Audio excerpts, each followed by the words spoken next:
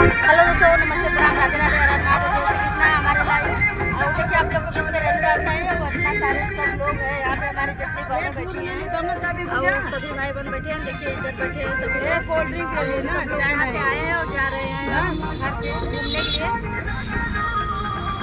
इधर देखिए हमारी अनीता मैडम है, पकड़ा है अनीता मैडम, बनाई जाए बनावा बोला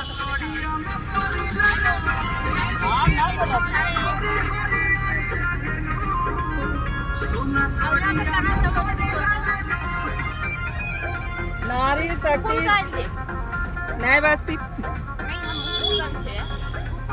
हम आयर से किस जगह से आ रही हो? वही तो ही आयर चल रहा है ना। आयर यार